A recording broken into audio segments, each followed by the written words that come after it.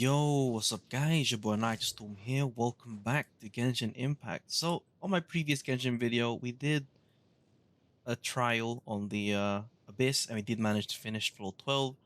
And however, during that video, my Raiden was actually still C0.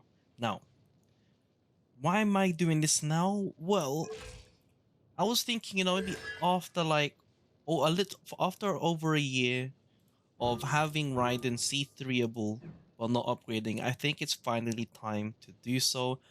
Maybe it might give me more of that drive to enjoy the game, because she might be completely OP after this. But it's going to be a bit of an experiment. Now, currently, this is like my most efficient build on her, I think, whilst having over 75% crit rate, right? And what I'm going to be doing is just testing her damage, but I'm not just going to change. I'm not just going to keep this build and then test her out at C3 because obviously I'm going to be doing more damage. What I'm going to be doing is actually switching out two artifacts. So I'm going to be switching out this this goblet, sorry, for a simple attack percent goblet with lots of crit rate. And I'm also going to be replacing this feather for more crit rate. And this will lead me to 88.2% crit rate and 106% crit damage. Now, unfortunately, my energy recharge has also plummeted to what it had before, which was 280%, but it should be fine. The main purpose of this build is to have as much crit rate as possible. That is still usable. Now, you know what? Let's go ahead and go one step further, and we are going to be using this bad boy right here. We are also going to change the flower. Now, I've changed everything. I've changed three. These three were the only ones I could get more crit rate on, and our final crit rate, 92.5% crit rate, and we have under 100% crit damage. So this will be the build that we're going to be using on C3, and this is just to see if I still do more damage even with a scuffed build like this. But in any case, let's go back to our previous build, and I'm going to be showing you where I'm going to be testing the two builds. So first build being C0 with this build. Now, unfortunately, this Spiral Abyss is kind of awkward for electro-based teams, mainly because the first chamber is a boss, which is nice, good for testing, but it's the Millennial Pearl Seahorse, which you can't really use you can't really use electro-based teams there. And the second half is a lot of mini enemies. So we're going to be testing it on Chamber 2, second half. Now I'm going to have to do a scuffed thing and actually time the video using an external device. And hopefully I don't forget to stop the clock. Well, in any case, we'll see how this goes. So we're going to be comparing it fighting Coppelia. Now hopefully this works out as planned, but in any case, I'll meet you all once I'm here with my C0 build. And just for, information purposes, these are the two teams I'm going to be using. Alright, so I changed my mind. I think the second half of floor 12 is actually fine. But I need to finish chamber 1 again. Alright, so here's the plan. I basically do my rotation and then ult, and then hopefully it crits, and then we'll take a look at the damage, and then we'll just do like the CAs and normals on top of that as well. We do this, collect everyone together, do this, and do that. 249k, and then about Okay, 249k. And then we were looking at around like 24ks on the normals. And then the CA is like similar damage as well. Okay, not bad. So I was like 240k, and then about 10% of that damage is like normals and CAs. So now this is it. There's no going back after I do this. We're gonna be going all the way straight to C3. No need to compare the other two. I could, but well, C2 is the most important one. You know what? I might as well compare. So for now, I think I'll keep it the same build until I switch to C2 and C3, and then we'll do further comparisons. So for the time being, we'll actually keep it the same. We'll keep it the same, and the only thing we'll be doing is her first constellation. So basically, this will gain resolve faster, and it basically just makes it so that her passive, I mean, for Transcendence, this one, the Elemental Burst, this one, sorry. The Resolve stacks, you basically max it out with C1. So let's take a look at the damage for this. Alright, so we're back on the second half. So do this. Collect everything. Fallen leaves. Adorn my everybody stand back. And Quiver. do this. Storm the front. And then Now you shall perish. oh, and I didn't get anything. Hold on a minute. Okay, now let's try that again. Hopefully it doesn't fail. Illusion shattered. As one with wind and cloud. Teamwork is dreamwork. Flash. No turning back. Torn to oblivion. It was like 200k, but oh, I'm seeing, yeah, I'm seeing like 30. I saw 30k's there. Transcend all constraints. Hold on, let's try that again. The wind knows me. Clouds high. The birds come. I'm going in. Quiver. Inazuma shines eternal. Okay, so it's around the same. But that's okay. You know what? We'll take that. So that was pretty scuffed for C1, but there was definitely an improvement in the damage. So I think rather than 240k, we're probably looking at maybe 270 because of the resolve stacks, because we basically max it out. Okay, now moving on to the big ones. Is this the biggest one? And then we have this one as well after. So this one, essentially during the burst mode, she ignores 60% of defense. Can't wait to try that out. So we're gonna be reducing this already, because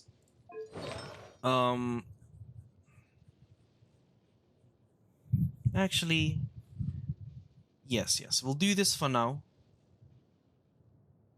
No, we'll do it like this. That's fine. We'll compare it like this, and then I'll switch the artifact set to the 90% crit right after. Okay, that's fine. Alright, we are now in C2 territory, so we're still using the same build. We're just here to find out the damage, and then I'll switch. There is no escape. One with nature. Fallen leaves. Adorn my. Everybody stand back. Let flash. Glory to the Shogun. Now you shall perish. Oh, 387k, 7165s. Oh my god. Okay. Into the wind. As one with wind and cloud. Teamwork is dreamwork. Strike. Oh my god. Torn to oblivion. 439k. Oh my god. Wow.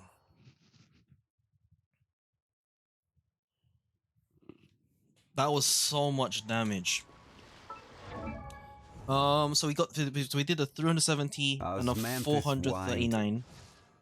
370 and a 439.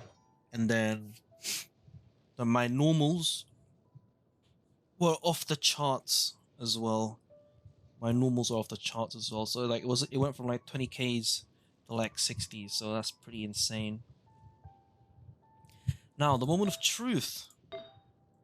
So remember I did around 240k with like 24Ks at C0. So now I'm going to be using an attack goblet. If I can find it. Attack goblet. This one more crit rate. And this one more crit rate. I'm going to be using this to see the damage as well. So we'll see if I still do more and by how much. And if I do more anyway, I might also keep this build, right? Because 92% crit rate.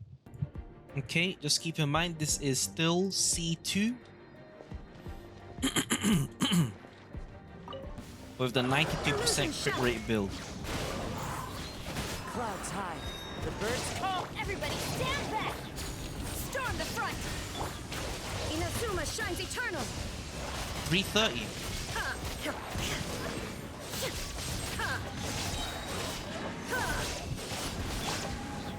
Okay, let's try that again. One with wind and cloud. Teamwork is dreamwork! Quiver! No turning back! Now you shall perish! Okay, around 300, 330, and then around the same damage there. Okay.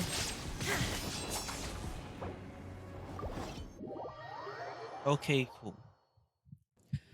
Alright, just a bit of a recap. So, with C0, with my other build, the one with 70%, 76 crit rate and 130 crit damage, not the other build, that's not this one. I did 240k on my ult after rotation and then around 24k on normals, as in the first 3 attacks, right? Not the last hit. And then for C1, it's relatively similar damage. It was like 270k with 27Ks. And then C2 was 370k with 37Ks. This is just against the Geo wolves. And then C2, same build, same C2, but with this build, I was dealing 330k with 33k normals. So it's definitely nice. Now I do have less energy recharge, however, so I'm gonna have to reconsider building around this and seeing if I can do something better here. But in any case, final test. This will increase my ultimate talent by 3 levels. So this is what we currently have normally. Now the resolve stack will stay the same, but the multipliers will increase. I'm not sure if the resolve bonus goes up as well, but I'll just show you all the stats here already, where it currently has. And then now I will upgrade the constellation and then show you the talent again, just so you can see the changes. So my resolve bonus increased, the multipliers also increased, and basically everything else increased. I mean, this stayed the same. All of this stayed the same.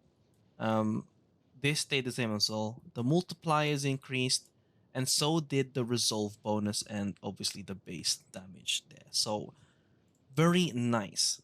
So first things first, we're gonna go back to our previous build.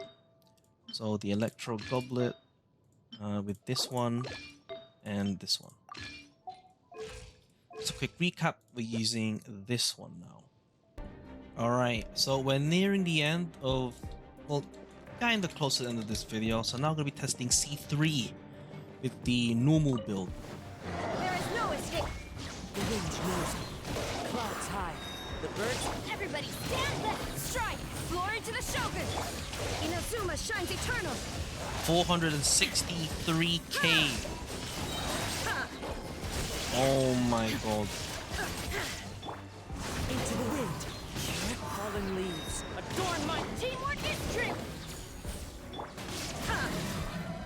Now you shall perish! Shine Okay, down! kind of messed up the rotation there, but oh my god, 463k. And then the normals are around 46k as well, so wow. So one thing I do realize is that the how should I explain it? I think I mentioned already, but 10% of the damage that I deal with the ultimate is approximately the damage I deal with my normals, which kind of shows here, as you can see, a 52%, not including the resolve bonus, however. But yeah, okay. So let me just take a look at the overall the final test, increasing my crit rate to as high as I can, whilst being on set anyway. Okay, we're back at the 92.5% crit rate. Let's see how this goes. Alright, this is it. This is basically the finale. So how much damage am I going to be dealing with my 90% crit rate build? One with nature. Clouds high. The birds. Everybody stand! Flash! No turning back! Inazuma shines eternal! 390k.